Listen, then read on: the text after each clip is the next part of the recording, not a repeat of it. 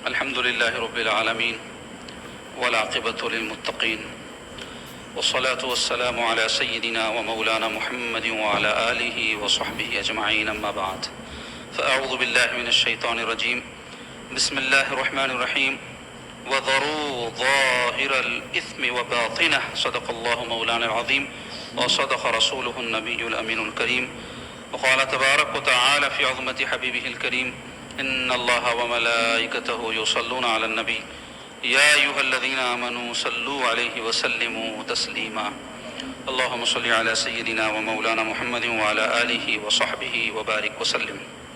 اللهم صل وسلم وبارك على آل محمد وعلى آل محمد. حاضرین و ناظرین، السلام علیکم ورحمۃ اللہ وبرکاتہ. درس حدیث شریف میں مشکات شریف سے کتاب الایمان سے منتخبہ احادیث کے بیان کا سلسلہ چل رہا ہے. اس سے قبل کے دروس میں ایمان کی حلاوت، ایمان کی حقیقت، ایمان کے پائے جانے پر اس کی علامات وغیرہ کیا ہوتی ہیں، اس سے متعلق منتخبہ احادیث آپ کے سامنے بیان کی گئی. آج اسی کتاب الایمان سے کبیرہ گناہوں اور نفاق کی علامتوں کا جو باب ہے، اس باب سے منتخبہ احادیث کے بیان کا آغاز ہوگا.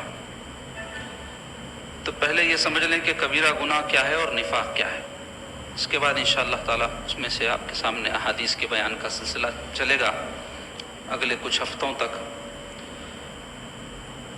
تو کبیرہ گناہ بڑے گناہوں کو کہتے ہیں. گناہ کہتے ہیں اللہ تبارک و تعالیٰ اور رسول کریم صلی اللہ علیہ وسلم کے حکم کی خلاف ورزی کرنے کو، نافرمانی کو. اور کبیرہ جو ہے بڑے کو کہتے ہیں. تو گناہ یعنی اللہ اس کے رسول کی نافرمانی کی دو قسمیں کی گئی ہیں، ایک کبیرہ، دوسرے صغیرہ.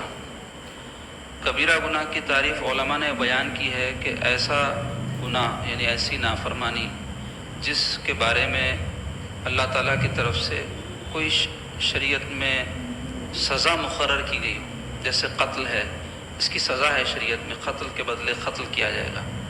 یا زنا ہے کہ اس کی سزا ہے سنسار کیا جائے گا زانی. چور ہے، اس کا ہاتھ کاٹا جائے گا. تو یہ جو بھی گناہ جس کی سزا شریعت نے مقرر کی ہے وہ کبیرہ ہے.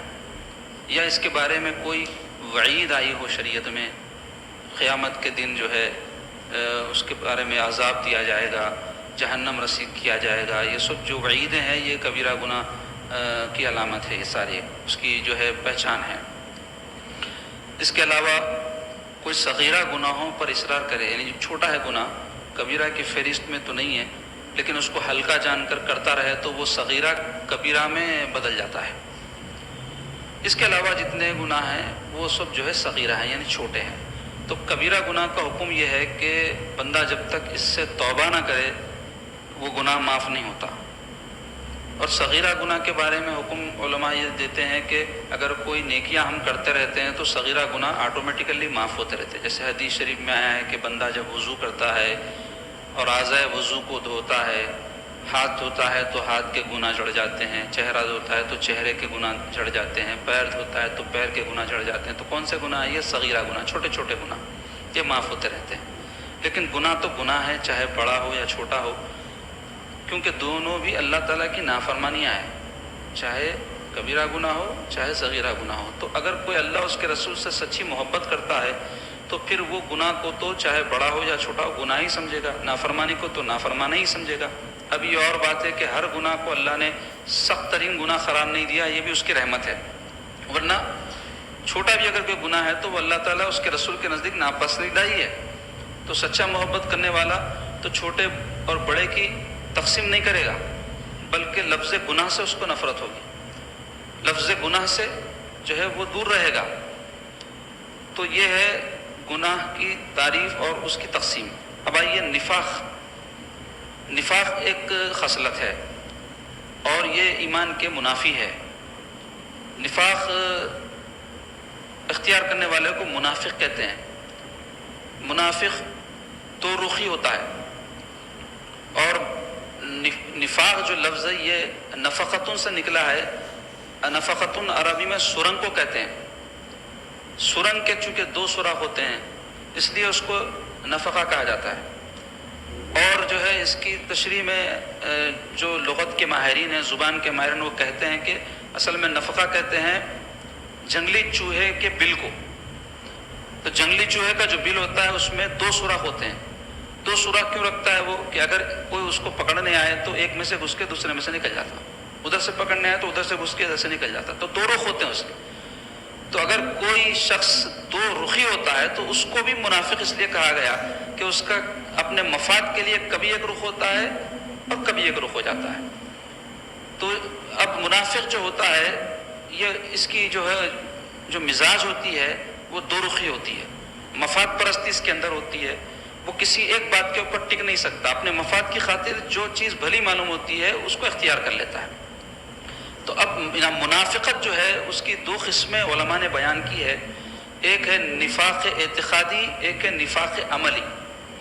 نفاق اعتقادی کیا ہے؟ نفاق اعتقادی کفر ہے. کیا اعتقاد؟ بندہ دل میں تو کفر رکھے، اپنے آپ کو مسلمان ظاہر کرے اور کام بھی مسلمانوں جیسے کرے، حقیقت میں اس کے دل میں تو کفر ہے، انکار ہے اسلام کا، اللہ تعالیٰ کو نہیں مانتا، رسول اللہ صلی اللہ علیہ وسلم کو نہیں مانتا، قرآن کے حق ہونے کو معاذ اللہ العیاذ باللہ نہیں مانتا، لیکن ظاہر یہ کرتا ہے میں مانتا ہوں. تو یہ منافقین جو سب سے پہلے ظاہر ہوئے یہ مدینہ طیبہ میں ظاہر ہوئے. مکہ مکرمہ میں سرکار پاک صلی اللہ علیہ وسلم جب دین حق کا اعلان فرمایا تو وہاں مشرکین تھے، بت پرست تھے، جو کھلے مخالف تھے رسول اللہ صلی اللہ علیہ وسلم کے. رسول کریم صلی اللہ علیہ وسلم جب ہجرت فرما کر مدینہ طیبہ تشریف لے گئے تو وہاں ایک بہت بڑا گروپ تھا، یہود کا تھا وہ گروپ. اور دوسرا جو گروپ وہاں ظہور میں آیا حضور پاک صلی اللہ علیہ وسلم کے ہجرت فرمانے کے بعد، وہ منافقین کا گروپ تھا. 2 رخے تھے. اسلام کی عظمت کو، اسلام کی شان کو دیکھ کر بظاہر اپنے آپ کو مسلمان بتلاتے تھے، لیکن ان کے دل میں کفر تھا. کافروں کے بیچ میں جب جاتے تو کہتے کہ بھائی ہم آپ کے ساتھ ہیں، بحالت مجبوری ہم ان کے سامنے ایسے پیش ہو رہے ہیں کہ ان کے ہیں. اور مسلمانوں سے کہتے تھے کہ بھائی ہم آپ کے ہیں، جبکہ دل میں ہوتا تھا کہ ان کے نہیں ہیں. تو اس کو نفاق کہا گیا، اور ایسے جو ہے خیال اور ایسا عقیدہ رکھنے والوں کو منافق کہا گیا. تو یہ لوگ بدترین لوگ ہیں. ان کے بارے میں قرآن مجید میں آیا ہے ان المنافقین فی الدرک الاسفل من النار، کہ یقیناً بے شک منافقین جہنم کے سب سے نچلے طبقے میں ہوں گے. یعنی سب سے زیادہ عذاب جہنم میں جس طبقے کو ہوگا اس طبقے میں منافقین ہوں گے. کیوں؟ کافر تو کافر ہے، وہ تو جہنمی ہے ہی، لیکن اس کا کفر جو ہے کھلی ہوئی چیز ہے. وہ اپنے آپ کو کافر کہتا ہے، اسی پر رہتا ہے، اسی پر مر جائے گا. منافق جو ہوتا ہے یہ بڑا خطرناک ہوتا ہے.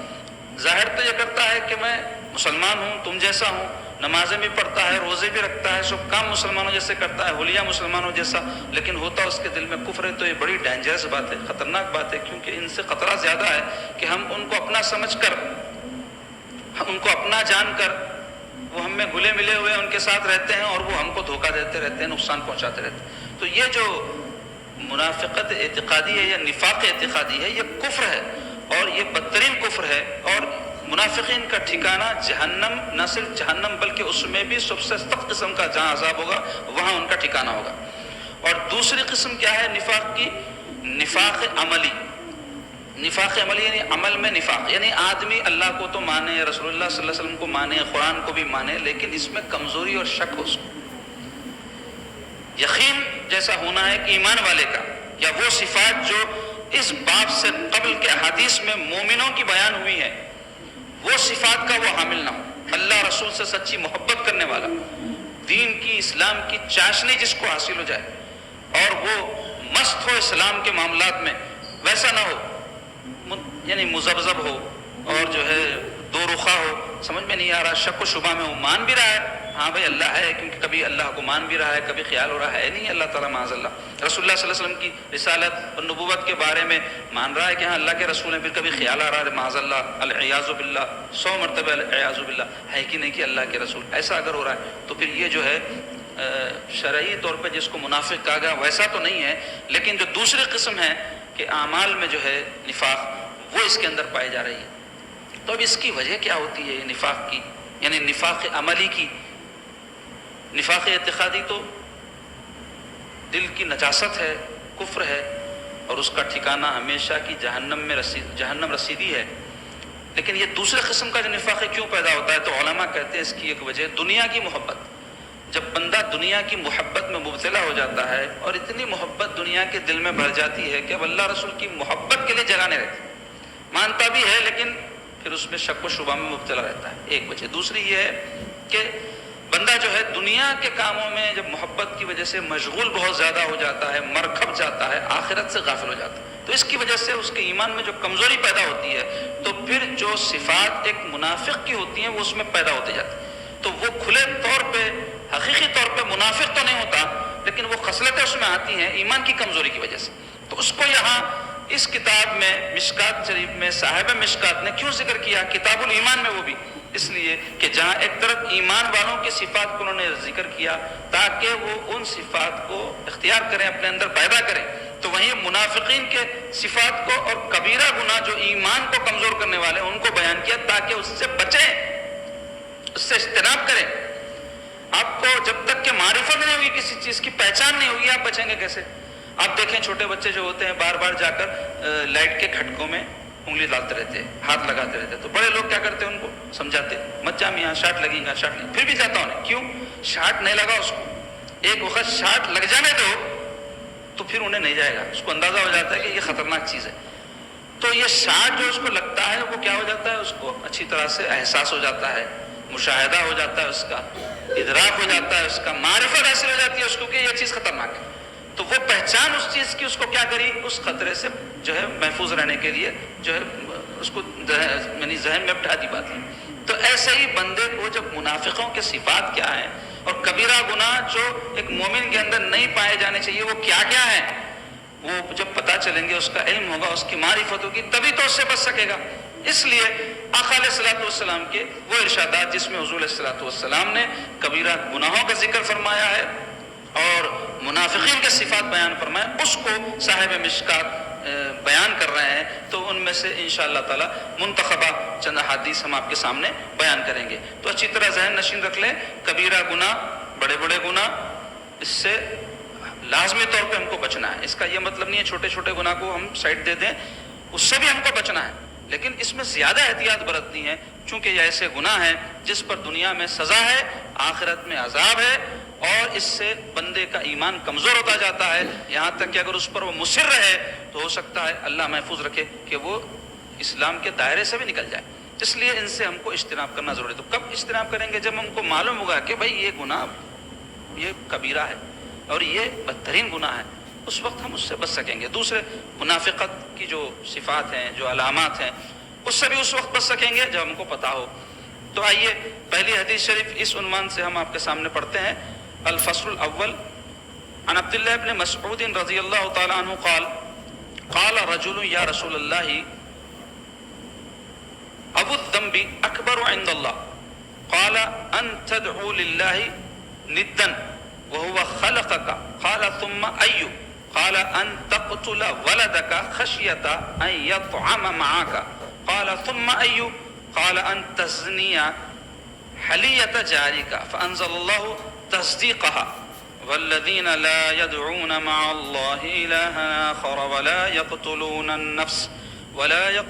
النفس التي حرم الله إلا بالحق ولا يزنون الآية متفق علیہ. یعنی یہ ایسی حدیث پاک ہے جو بخاری شریف اور مسلم شریف جو حدیث پاک کی معتبر ترین کتب ہیں اس میں نقل کی گئی ہے. اس حدیث پاک کا ترجمہ ہے حضرت عبداللہ ابن مسعود رضی اللہ تعالیٰ عنہ سے روایت ہے، ایک شخص نے دریافت کیا یا رسول اللہ صلی اللہ علیہ وآلہ وسلم اللہ کے نزدیک سب سے بڑا گناہ کیا ہے؟ فرمایا یہ کہ تو اللہ کا شریک ٹھہرائے حالانکہ وہ تیرا خالق ہے. اس نے کہا پھر اس کے بعد کون سا گناہ بڑا ہے؟ فرمایا یہ کہ تو اس ڈر سے اپنی اولاد کو قتل کرے کہ وہ تیرے ساتھ کھانا کھائیں اور ان کا کھانا میں کہاں سے مہیا کروں گا، یعنی اس خیال سے قتل کرے. اس نے کہا پھر بڑا گناہ کون سا ہے؟ فرمایا یہ کہ تو اپنے پڑوسی کی بیوی کے ساتھ بدکاری کرے. تو اللہ تعالیٰ نے ان احکام کی تصدیق کے لیے یہ آیت نازل فرمائی والذین لا يدعون مع اللہ الہا آخر ولا يقتلون النفس التي حرم اللہ الا بالحق ولا يزنون جس کا ترجمہ ہے اور جس ذات انسان کا قتل کرنا حرام، اور جو لوگ اللہ کے ساتھ کسی اور معبود کی عبادت نہیں کرتے، اور جس ذات یعنی انسان کا قتل کرنا حرام ہے اسے قتل نہیں کرتے، الا یہ کہ اس کا قتل کرنا شرعاً حق ہو، اور زنا و بدکاری کا ارتکاب نہیں کرتے۔ اس سے بھی اور آگے آیت کا حصہ ہے۔ تو اس حدیث شریف کے راوی حضرت عبداللہ ابن مسعود صحابی رسول ہیں۔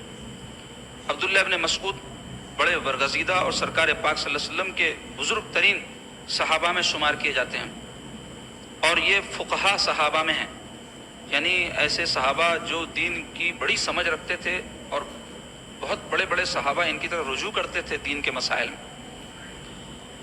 یعنی صحابہ میں بھی جو مجتہد اور فقیہ تھے ان میں حضرت عبداللہ بن مسعود کا شمار ہوتا ہے۔ اور آپ فرماتے ہیں، صحیح روایت میں ہے کہ قرآن مجید کے بارے میں اگر تم پوچھنا چاہتے ہو تو مجھ سے پوچھو کہ کون سا سورہ کب اور کہاں نازل ہوا، اور کون سی آیت کب اور کہاں نازل ہوئی، میں جانتا ہوں۔ اور رسول پاک صلی اللہ علیہ وسلم فرماتے ہیں کہ تم قرآن مجید سیکھنا چاہتے ہو تو صحابہ سے کہتے ہیں، صحابہ سے کہ عبداللہ ابن مسعود سے سیکھو۔ اور رسول پاک صلی اللہ علیہ وسلم ارشاد فرماتے ہیں ایک مرتبہ حضرت عبداللہ ابن مسعود سے کہ اے عبداللہ تم جو ہے قرآن پڑھ کے سنا مجھے۔ تو عرض گزارتے یا رسول اللہ قرآن تو آپ پہ نازل ہوا، میں کیا پڑھوں آپ کے سامنے؟ تو حضور فرماتے پڑھو، میں تم سے سننا چاہتا ہوں۔ اللہ اکبر۔ جس ذات پاک پہ قرآن نازل ہوا وہ ذات پاک حضرت عبداللہ ابن مسعود سے قرآن سماعت فرمانا چاہتی ہے۔ اس طرح حضرت عبداللہ ابن مسعود رضی اللہ عنہ جو ہے حلیے میں بڑے کمزور تھے، پتلی پتلی ٹانگیں تھی، پست قد تھے، رنگ گندمی تھا، زلفیں تھی جو کانوں اور مونڈوں تک لٹکتی رہتی تھی، بکریاں چرایا کرتے تھے۔ ان کے ایمان لانے کا واقعہ یہ ہے کہ ایک مرتبہ رسول کریم صلی اللہ علیہ وسلم حضرت ابو بکر صدیق کے ساتھ کہیں تشریف لے جا رہے تھے، دیکھے کہ یہ بکریاں چرا رہے ہیں، تو حضور نے فرمایا کہ ان بکریوں میں سے ہم کو کوئی ایسی بکری دو جس کا ہم دودھ پئیں۔ تو وہ کہنے لگے کہ میں جو ہے خادم اور ملازم ہوں، اور میرا کام بکریوں کی نگرانی کرنا ہے، اور مجھے یہ حق نہیں ہے کہ میں اپنے جو ہے مالک کی بکری کسی کے حوالے کر دوں۔ تو یہ سن کر سرکار بڑے خوش ہوئے ان کی امانت داری اور دیانت داری پر، جبکہ وہ جاہلیت کا زمانہ تھا اور کفر شرک کے ساتھ قتل، بے ایمانی، بددیانتی لوگوں کا شیوا تھا۔ تو حضور فرمایا کہ اچھا کوئی ایسی بکری دے دو جو دودھ نہیں دیتی ابھی، یعنی ابھی اس میں تھنوں میں دودھ نہیں آیا ہے، یعنی بچہ نہیں جنی تو دودھ کہاں سے آئے گا، تو ایسی بکری دیو حضور کو۔ وہ تو حضور پاک صلی اللہ علیہ وسلم اس کے تھنوں پر جیسے اپنا دست اقدس لگائے اس میں دودھ آ گیا۔ تو سرکار پاک صلی اللہ علیہ وسلم دودھ دوئے، حضرت ابوبکر اور حضور دونوں دودھ پیے۔ حضرت عبداللہ بن مسعود جب یہ معجزہ دیکھے تو پوچھے کہ آپ کون ہیں؟ تو حضور اپنا جب تعارف کروائے تو فوری اسلام قبول کر لیا، اور اس وقت سے سرکار پاک صلی اللہ علیہ وسلم کی خدمت میں رہتے تھے، حضور کے ملازم تھے، حضور کے خادم تھے، حضور کے کش بردار تھے، یعنی جوتیاں اٹھا کر پھرتے تھے، جہاں سرکار جوتی اتارتے یہ اٹھا لیتے، اور جو پھر سرکار جہاں پہنتے ہیں وہاں رکھتے تھے۔ حضور پاک صلی اللہ علیہ وسلم کے وضو کا لوٹا، حضور کا ضروری سامان سب ان کے پاس رہتا تھا، اور ان کو حضور پاک صلی اللہ علیہ وسلم کے دولت قدے میں، حضور پاک صلی اللہ علیہ وسلم کے گھر اقدس میں بلا روک ٹوک اندر آنے کی اجازت تھی۔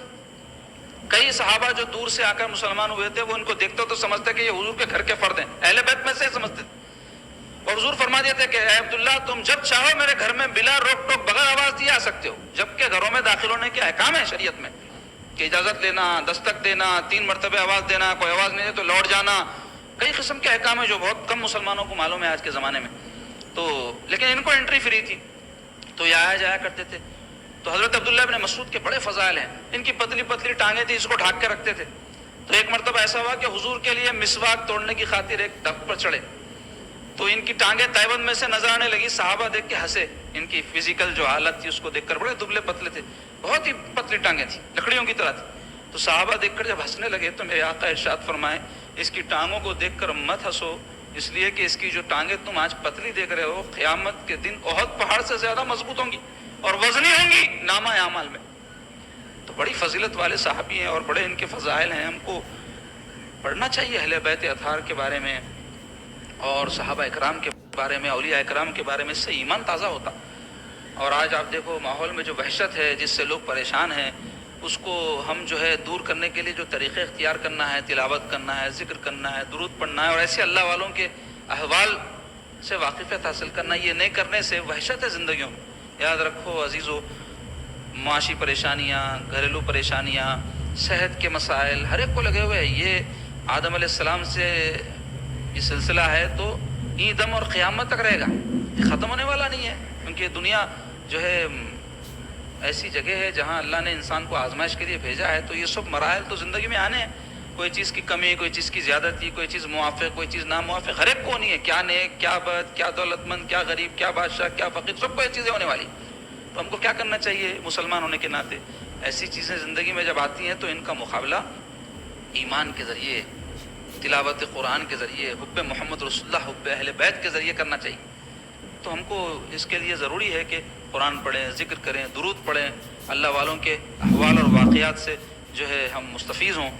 تو اس حدیث شریف میں یہ بتایا گیا کہ ایک شخص حضور سے جو ہے دریافت کیے کہ اللہ کے رسول صلی اللہ علیہ وسلم سب سے بڑا گناہ کون سا ہے، سب سے بڑا گناہ؟ تو حضور پاک علیہ الصلوۃ والسلام ارشاد فرمائے کہ ان تدعو للہ ندا وہو خلقک، کہ تو اللہ تعالیٰ کا کسی کو شریک ٹھہرائے جبکہ اس نے تجھے پیدا کیا ہے، یعنی کوئی اور ایسا نہیں ہے جو کسی کو پیدا کر سکے، کیونکہ خالق اللہ تعالیٰ ہے، ہر شے کا خالق اللہ تعالیٰ ہے۔ یہ دنیا ظہور میں آئی، وجود میں آئی، کیسے آئی؟ اللہ نے پیدا کیا۔ تو اب بندہ جب پیدا ہو گیا تو پھر کسی اور کو وہ پیدا کرنے والا مانے، کسی اور کو اپنا معبود مانے، تو یہ کتنا بڑا جرم ہے، بہت بڑا جرم ہے۔ اس لیے قرآن مجید میں اللہ تعالیٰ فرمایا ان اللہ لا یغفر ان یشرک بہ ویغفر ما دون ذلک، کہ اللہ تعالیٰ ہرگز نہیں معاف فرمائے گا کہ کوئی اس کا شریک ٹھہرائے، اس کے علاوہ اگر کوئی چیز ہو تو اللہ تعالیٰ معاف فرما دے گا۔ تو شرک معاف نہیں ہوگا۔ تو شرک کیا ہے؟ اللہ تبارک و تعالیٰ کی ذات میں، اس کے صفات میں، اس کے افعال میں کسی اور کو شریک کر دینا، یعنی جیسے اللہ کی ذات ہے ویسے کسی اور کی ذات سمجھنا، جیسے اللہ تعالیٰ کے صفات ہے ویسے کسی اور کے صفات ماننا، ایک بھی صفت ہو یا جو کام اللہ تعالیٰ کے ہیں، پیدا کرنا، مارنا، جلانا، رزق دینا، یہ سب افعال کس کے؟ اللہ تعالیٰ کے۔ کسی اور کو حقیقی معنوں میں رازق سمجھنا، حقیقی معنوں میں خالق سمجھنا، حقیقی معنوں میں مارنے والا اور جلانے والا سمجھنا، یہ شرک ہے۔ تو ایک مسلمان تو بحمدللہ سرکار کے صدقے میں اور بزرگان دین کی تعلیمات کی روشنی میں کبھی بھی مشرک نہیں ہو سکتا۔ اب کچھ لوگ ہیں جو مسلمانوں کو مشرک بنانے کی کوشش کرتے رہتے ہیں، اور ہمیشہ جو ہے ان کے ایسے کام جو وہ وسیلے کے طور پہ کسی نبی رسول یا اپنے آقا علیہ الصلوۃ والسلام کے بارے میں اختیار کرتے ہیں یا اولیاء اللہ کے بارے میں اختیار کرتے ہیں، تو اس کو جو ہے معاذ اللہ کہتے ہیں شرک ہے۔ کسی بزرگ سے کچھ مانگنا شرک ہے۔ اگر کوئی یہ سمجھ کر کے یہ بزرگ بالذات دیتے ہیں اور ان کو کسی کی مدد کی ضرورت نہیں ہے، ایسا سمجھنا یقیناً شرک ہے۔ کیوں؟ ایسی دینے والی ذات صرف اللہ کی۔ اگر کوئی ایسا سمجھے کہ حقیقی دینے والا تو اللہ ہے، یہ ذریعہ ہے، یہ وسیلہ ہے، تو اس میں کوئی برے کی بات نہیں ہے۔ دنیا میں آپ دیکھتے ہیں کہ ہم کسی کے پاس جب جاتے ہیں، امید لے کے جاتے ہیں، ان کے پاس گئے تو یہ چیز ہم کو دے دے تو ہمارا کام بن جاتا، تو پھر ہم مشرک ہو جائیں گے اگر ہم ایسا سمجھ رہے ہیں، کیونکہ دینے والا تو اللہ ہے۔ پھر کیوں امید لگائے آپ ان سے؟ سیٹ سے امید لگاتے نہ لگاتے؟ اولاد ماں باپ سے امید لگاتی ہیں لگاتی ہے، ارے میرے کو شادی ہوں گی تو خرچہ میرا اٹھائیں گے، حالانکہ خرچہ خود کر کے اپنی شادی کرنا چاہیے، لیکن ایک امید رہتی۔ یا پھر رہتا میری بچی کی شادی ہوئی تو فلاں صاحب وعدہ کرے تھے دیتے، بول کے ارے انہوں دیے تو میرا یہ کام نکل جاتا، تو مشرک ہے پھر آپ۔ لیکن مشرک آپ نہیں ہیں، کیوں؟ اس لیے کہ آپ حقیقتاً جو ہے ان کو دینے والا نہیں سمجھتے، آپ یہ سمجھتے کہ دینے والی ذات اللہ کی ہے، یہ دنیا میں ذریعہ ہے بھائی میرے لیے، یہ واسطہ ہے، دے دے تو شکریہ ادا کروں گا، نہیں دے تو اللہ کی مرضی، ان کو دل میں توفیق نہیں ہوئی، ایسا ہی سمجھتے نا۔ تو ایک مسلمان تو ایسے ہی سمجھتے اور ایسے ہی اس کو سمجھنا چاہیے۔ اور حقیقتاً اگر کوئی یہ سمجھتا ہے کہ اللہ کے جیسا کوئی دینے والا ہے، اللہ کے جیسا کوئی ذات والا ہے، اللہ تعالیٰ کی جیسی کسی کی صفات ہے، یا اللہ کے جو کام ہے حقیقتاً جو وہ کرنے والا ہے ویسے ہی یہ بھی کرتے ہیں، تو وہ مشرک ہو جائے گا۔ تو یہ بدترین گناہ ہے اگر کوئی شرک کرتا ہے۔ اس کے بعد وہ صحابہ عرض کیے کہ یا رسول اللہ اس کے بعد بڑا گناہ کون سا ہے؟ تو حضور نے فرمایا کہ تو اس ڈر سے اپنی اولاد کو قتل کرے کہ وہ تیرے ساتھ کھانا کھائیں۔ دیکھو قتل کرنا ہی گناہ کبیرہ ہے، بڑا گناہ ہے۔ کسی کا بھی قتل و ناحق اگر کوئی کرے گا تو وہ کبیرہ گناہ ہے۔ اب یہاں جو اولاد کے بارے میں ذکر ہوا تو یہ تو اس میں بھی اور ہائی کیٹیگری کا گناہ ہے۔ کیوں؟ اس لیے کہ ایک تو اولاد تم خود پیدا کرے، دوسرے یہ کہ وہ جو ہے تمہارے ماتحت ہیں، تم ذریعہ ہو ان تک رزق پہنچانے کا، اور تم یہ سمجھ لو کہ تم ہی ہو جو ان کو کھلانے والے ہو، جبکہ کھلانے والا اللہ ہے، اور یہ سوچ کر تم اولاد کو قتل کر رہے ہو، تو یہ کبیرہ گناہوں میں بھی ہائی کیٹیگری کا گناہ ہے۔ اس لیے اولاد کو قتل کرنا یہ سمجھ کر کے ان کو کیسے کھلاؤں گا، سرکار نے ذکر فرمایا، ورنہ شرک کے بعد مطلقاً کسی کا بھی قتل ہو وہ گناہ کبیرہ ہی ہے۔ ایام جاہلیت میں کفار و مشرکین کیا کرتے تھے؟ اپنے بچوں کو، خاص طور پہ اپنے لڑکیوں کو زندہ درے گور کر دیا کرتے تھے، یعنی دفن کر دیا کرتے تھے۔ اس خوف سے کہ بھئی یہ بچی کو کھلانا پلانا پالنا پوسنا خالی ایکسپنسز ہے، پروفٹ کچھ بھی نہیں ہے. بڑی ہونے کے بعد شادی کر دو، داماد آیا تو گردن جھکانا پڑتا، پھر خرچہ ہی خرچہ ہے. مرد بچہ رہا تو پیسے لگائے اس کے پیچھے، کھلائے پلائے تو کما کے لاتا کرتا، اس کو تو بھی انویسٹمنٹ کرے تو اپنے کو جو ہے بعد میں چل کے ریٹرن آتا، بلکہ ایسا ان کا خیال تھا. تو وہ اس طرح کی حرکت کرتے تھے. آج کے دور میں بھی ایسے جھولا ہیں کہ بچیاں اگر پیٹ میں ہیں تو حمل گرا دیتے. قتل ہے یہ بھی. کیوں؟ ارے بھائی 2-3 بچیاں ہو گئے، 4 ہو گئے، بہرے ہو جائیں گی تو اب آگے چل کے اس کی شادی وادی کا خرچہ کہاں سے نکلتا بھائی، لہٰذا قتل کر دیتے اس کو. تو ایسے آج کے دور میں بھی ہے جھولا، تو قیامت تک بھی آتے رہیں گے. لیکن بہت بڑے وہ گناہ گار ہیں، یہ سمجھ لیں اس ارشاد پاک کی روشنی میں، جس میں سرکار فرما رہے ہیں کہ یہ سوچ کر اپنی اولاد کو قتل کر دینا کہ ان کو میں کیسے کھلاؤں گا. قرآن مجید میں اللہ تعالیٰ فرماتے ہیں وَلَا تَقْتُلُوا أَوْلَادَكُمْ خَشْيَةَ إِمْلَاقٍ، تم مفلسی کے خوف سے اپنی اولاد کو قتل نہ کرو. وَلَا تَقْتُلُوا أَوْلَادَكُمْ خَشْيَةَ إِمْلَاقٍ نَحْنُ نَرْزُقُهُمْ وَإِيَّاكُمْ، ہم ان کو بھی رزق دیتے ہیں اور تم کو بھی دیتے ہیں. تم کھلانے پلانے والے نہیں ہو، ہم ہیں، یعنی اللہ رب العزت جو اپنے مخلوق کے خالق بھی ہیں اور رازق بھی ہیں. بندوں کا رزق ان کے ذمہ ہے، جیسے کہ بندوں پر ایمان لانا اور ان کی اطاعت کرنا بندوں کے ذمہ ہے. تو تم ان کو قتل نہ کرو. اللہ تعالیٰ فرماتے ہیں نحن نرزقکم وإیاکم ان قتلہم کان خطئا کبیرا، کہ بے شک ان کا قتل کرنا بہت بڑا گناہ ہے. فرمان اللہ تبارک. تو قتل ہی بہت بڑا گناہ ہے، اس میں اولاد کا قتل جس کو ہم نے پیدا کیا اور ہم ہی ان کے سرپرست اور ذمہ دار ہیں، یہ سوچ کر کے ان کو کھلائیں گے پلائیں گے کہاں سے، قتل کر دینا کبیرہ گناہوں میں بھی اور بہت بڑا گناہ ہے. اس لیے اس کو حضور پاک صلی اللہ علیہ وسلم نے یہاں ذکر فرمایا. اس کے بعد وہ صحابہ پوچھے کہ یا رسول اللہ اس کے بعد کون سا گناہ ہے؟ تو فرمایا اپنے پڑوسی کی بیوی کے ساتھ بدکاری کرنا. زنا خود ایک کبیرہ گناہ ہے، اس کی شریعت میں سخت سزا ہے. ولا تقربوا الزنا، اللہ تعالیٰ فرماتے زنا کے قریب بھی مت پھٹکو. زنا مت کرو نہیں فرما رہے، قریب بھی مت پھٹکو، یعنی ہر وہ کام جو زنا کی طرف بلانے والے اس سے بچو. وہ کیا ہے؟ بری نگاہ سے عورتوں کی طرف دیکھنا، بری یا اچھی، غیر محرم کی طرف نگاہی ڈالنا نہیں ہے. غلطی سے پڑ گئی تو ہٹا لینا ہے، پہلی نگاہ معاف ہے. لیکن اگر آپ یہ کہہ کے کہ نہیں نہیں میں بری نگاہ نہیں ڈال رہا ہوں، خالی نگاہ ڈال رہا ہوں، اگر کوئی ایسا بول رہے تو آپ معصوم تو نہیں ہے. انبیاء معصوم ہوتے ہیں، باقی ہر ایک کے لیے خطرہ ہے کہ اگر وہ کوئی غیر محرم کے اوپر نگاہ ڈالے گا تو یقیناً اس کا ذہن جو ہے خراب ہو جائے گا اور اس کی نگاہ خراب ہو جائے گی، جس سے اس کا دل خراب ہو جائے گا، اس سے ایمان خراب ہو جائے گا. اس لیے ولا تقربوا الزنا، قریب بھی مت پھٹکو، یعنی وہ کام جو زنا کی طرف بلانے والے ہیں ان کے پاس بھی مت جاؤ. زنا تو بہت دور کی بات. تو کیا فرمایا اللہ تعالیٰ ولا تقربوا الزنا انہ کان فاحشہ، بے شک وہ بڑا بے حیائی کا کام ہے. زنا سے آدمی ڈھیٹ ہو جاتا ہے، بے غیرت ہو جاتا ہے، اور اس کے بعد کوئی اور گناہ کرنے کے لیے اس کو جو ہے کوئی بات غلط نہیں دکھتی اور اس میں وہ مبتلا ہو جاتا ہے. اس لیے اس کی سیڑھی کیا ہے؟ نظر بازی اور غیر عورتوں کی طرف دیکھنا. چاہے وہ آپ کوئی عورتوں کو، زندہ عورت کو دیکھو، یا آپ کوئی جو ہے ٹی وی پہ، فون پہ، یا کسی بھی ذریعے سے کوئی مناظر ایسے ہو جو غیر عورتیں اس میں ہیں، غیر محرم میں، دیکھو، وہ بھی اسی کے حکم میں، کیونکہ اس کا اثر تو وہی ہوگا. زیادہ اثر ہوگا اگر آپ ڈائریکٹ کوئی عورت کو دیکھ رہے ہیں، کم ہوگا اگر ڈائریکٹ نہیں دیکھ رہے ہیں، کوئی چینل پہ دیکھ رہے ہیں، کوئی فون پہ دیکھ رہے ہیں، یا اور کوئی چیز پہ دیکھ رہے ہیں، مگر ہوگا ضرور. جیسے آگ ہے، ہاتھ ڈالے تو بہت زیادہ جلتی ہوں گی، ذرا دور رہے تو بھاپ تو آتی، اور ذرا دور رہے تو دھواں تو آتا. تو ایسا برابر اس کا اثر ہوتا. تو سرکار پاک صلی اللہ علیہ وسلم بھی سختی سے منع فرمائے زنا کے بارے میں کہ اس سے انسان کی نسل کا پتہ نہیں چلتا، اور بہت سارے اس کے خباثتیں اور نقصانات بیان کروں گا تو وقت زیادہ ہو جائے گا. تو سرکار پھر پڑوسی کی بیوی کے ساتھ زنا کا ذکر کیوں فرمائے؟ ایسے ہی جیسے قتل کے بارے میں، قتل کرنا مطلقاً بھی بہت برا ہے، لیکن اپنے بچے کو اس خیال سے قتل کر دینا کہ کھلائیں گے کہاں سے، بہت بری بات ہے اور زیادہ ہی برا کام ہے وہ. تو ایسے ہی زنا کرنا تو بری بات ہے ہی، کبیرہ گناہ ہے ہی. پڑوسی کی بیوی کے ساتھ، جبکہ وہ اعتماد کرتا ہے تم پر، یہ سوچتا ہے کہ اگر میں غائب ہوں، میں نہیں ہوں، تو جیسے میں ہوتا تو اپنی بیوی کی نگرانی کرتا، میرا پڑوسی کرے گا. اس اعتماد کا خون کیا گیا ہے، اس بھروسے کو توڑا گیا ہے. تو جیسے ہم اپنی بیوی کی حفاظت کرتے ہیں، ویسے ہی ہم کو پڑوسی کی بیوی کی حفاظت کا خیال ہونا چاہیے. اور ویسا نہ کر کے اگر کوئی پڑوسی کی بیوی پہ بری نگاہ ڈالے، برا خیال رکھے، تو وہ گناہ کبیرہ میں بھی اور بہت بڑا برا کام ہے جو اس نے کیا ہے. اس لیے سرکار نے پڑوسی کی بیوی کے ساتھ زنا کرنے کو ذکر فرمایا، ورنہ مطلقاً زنا ہی گناہ کبیرہ ہے. اس کے بعد قرآن مجید کی آیت جو نازل ہوئی اس باب میں، اس کو یہاں اس حدیث شریف میں ذکر کیا گیا ہے۔ سورہ فرقان کی آیت ہے جس میں اللہ تعالیٰ فرما رہے ہیں وہ لوگوں کے صفات جو مومن ہیں اور وہ کام جو یہاں بیان کیے گئے وہ نہیں کرتے۔ وہ کیا ہے؟ والذین لا يدعون مع اللہ الہا آخر، اللہ تعالیٰ کے ساتھ کسی اور معبود کی عبادت نہیں کرتے۔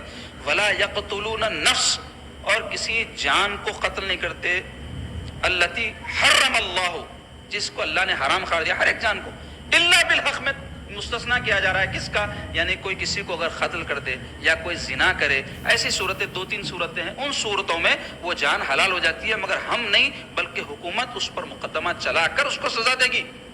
لیکن کوئی عام آدمی ہمارے ابا کو مارے بلکہ کسی کو مار دے رہا، ہمارے بھائی کو مارے بلکہ کسی کو مار دے رہا، یا کوئی زنا کرے تو اس کو قتل کر دے رہا، ایسا اپنے ہاتھ میں قانون نہیں لے سکتا۔ جو قانون کے مطابق اس کو سزا دی جائے گی، قتل اس کو کیا جائے گا، اس کا استثناء یہاں کیا جا رہا ہے، ولا یزنون، اور زنا نہیں کرتے۔ یہ آیت قرآن مجید میں اللہ تعالیٰ نے اس حوالے سے نازل فرمائی۔ تو اس حدیث شریف سے ہم کو یہ بات معلوم ہوئی، یوں تو گناہ کبیرہ بہت ہیں، بعض نے 7 کہا، بعض نے 70، بعض نے اس سے بھی زیادہ بیان کیا علماء نے تحقیق سے۔ یہاں 3 ایسے گناہ ذکر کیے گئے ہیں، اس میں ایک اللہ تعالیٰ کے ساتھ کسی کا شریک ٹھہرانا، دوسرے قتل کرنا، تیسرے زنا کا ذکر کیا گیا ہے۔ تو ایک مومن قطعی ان چیزوں کے قریب بھی نہیں پھٹکتا اور نہ اس کو پھٹکنا چاہیے۔ اللہ تبارک و تعالی ہم سب کو ان باتوں سے جو نفاق والی ہے اور گناہ کبیرہ والی ہیں، جو نتیجتاً ہم کو اللہ سے اس کی رحمت سے دور کر دیتی ہیں، اللہ محفوظ رکھے۔